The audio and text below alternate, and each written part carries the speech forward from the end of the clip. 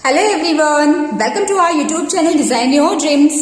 आज की इस वीडियो में हम देखेंगे कि बच्चों को हम कैसे बैकवर्ड नंबर्स के कॉन्सेप्ट को क्लियर करें, क्योंकि ये एक ऐसा इंपॉर्टेंट टॉपिक है। यदि हमने इसे अपने बच्चों को सिखा दिया तो इससे न केवल बच्चों को नंबर्स के बीच में डिफरेंसेस का पता चलता है, बल्कि हम मैथ्स के और भी सभी topics like before, after, between numbers as well as greater than, less than, equal to के कॉन्सेप्ट को भी क्लियर कर पाना बहुत आसान हो जाता है।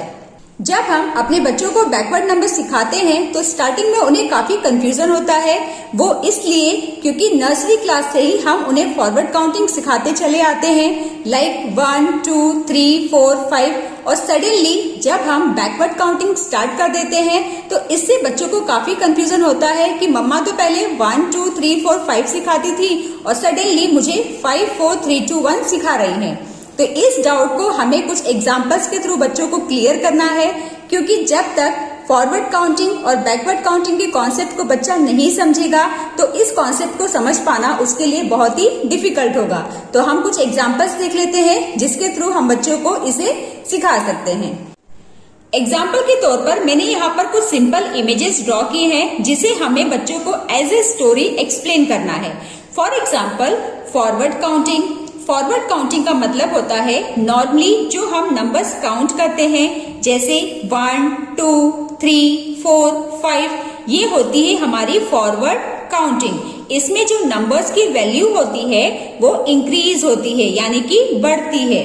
जैसे हम फर्स्ट फ्लोर पे हैं, यानी कि नंबर 1 पे हैं और हमें नंबर 5 पर जाना है, तो हम कैसे इसे काउंट करेंगे? 1, 2, 3, 4, 5। इससे हम फॉरवर्ड काउंटिंग करते हुए ऊपर जा रहे हैं, यानी कि जो नंबर्स की वैल्यू हो रही है वो इंक्रीज हो रही है। एक और एग्जांपल हम देख लेते हैं, जैसे ये कुछ पेन है, इसे हम फॉरवर्ड काउंटिंग कर लेते हैं। 1, 2, 3, 4, 5। तो क्या हो रहा है? क्वांटिटी बढ़ रही है, इंक्रीज हो रही है। इसी तरह से जब हम फॉरवर्ड काउंटिंग करते हैं तो नंबर की जो वैल्यू होती है वो इंक्रीज होती है, यानी कि बढ़ती है। बैकवर्ड काउंटिंग में क्या होता है? जैसे हम ऊपर से नीचे की तरफ आते हैं, जैसे हम नंबर 5 फ्लोर पे हैं और हमें नंबर 1 फ्लोर पे जाना है, तो हम कैसे काउंट करते हुए नीचे आएंगे?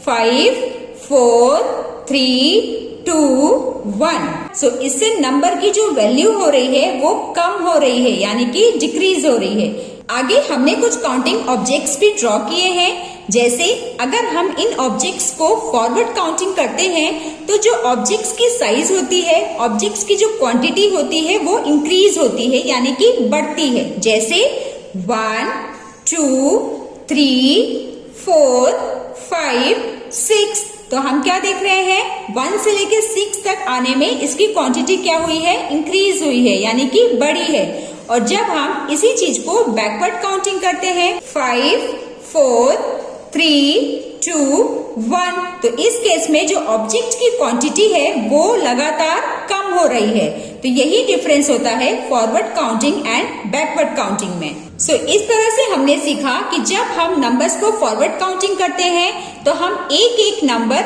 ऐड करते हैं, फॉरवर्ड काउंटिंग यानी ऐड। और जब हम बैकवर्ड काउंटिंग करते हैं तो एक एक नंबर को हम कम करते हैं। सो बैकवर्ड काउंटिंग का मतलब होता है सबट्रैक्ट। सो ये कुछ एग्जाम्पल्स थे जिसके थ्रू हम बच्चों को बैकवर्ड काउंटिंग के कॉन्सेप्ट क्लियर कर सकते हैं। अब हम देख लेते हैं इसी से रिलेटेड कुछ इंपॉर्टेंट वर्कशीट्स जिसके थ्रू आप बच्चों को इसकी ज्यादा से ज्यादा प्रैक्टिस करवाएं। स्टार्टिंग में आप बच्चों को 10 से 1 तक का ही बैकवर्ड काउंटिंग सिखाएं, देन 20 से 1 तक का। इस तरह से आप धीरे धीरे करके नंबर्स को इंक्रीज कर सकते हैं। इससे बच्चों को सीखने का मौका मिलेगा और इस कॉन्सेप्ट को और भी अच्छी तरीके से कर पाएंगे। जैसे कि फर्स्ट वर्कशीट में हम देख रहे हैं, काउंट बैकवर्ड फ्रॉम 10 to 1। यहाँ पर बच्चों को 10 से 1 तक की बैकवर्ड काउंटिंग लिखनी है, जैसे 1, 0, 10, 9, 8, 7, 6, 5, 4, 3, 2, 1। सेकेंड वर्कशीट्स में बच्चों को कुछ डॉट्स काउंट करने हैं और नंबर्स में लिखना है, जैसे 1 2 3 4 5 6 7 8 9 10। सो यहाँ पर हम क्या लिखेंगे 1 0 10। 1 2 3 4 5 6 7 8 9, यहाँ पर आ जाएगा नंबर 9। 1 2 3 4 5 6 7 8, नंबर 8। 1 2 3 4, 1 2 3, 1 2 और यहाँ पर 1। इस तरह से हमने 10 से 1 तक की प्रैक्टिस बच्चों को सबसे पहले करानी है। ऐसे आप बच्चों से कहें कि जैसे जैसे हम 10 9 8 7 6 5 4 3 2 1 की तरफ जाते हैं तो क्वांटिटी कम होती जाती है। यही होता है हमारा बैकवर्ड नंबर।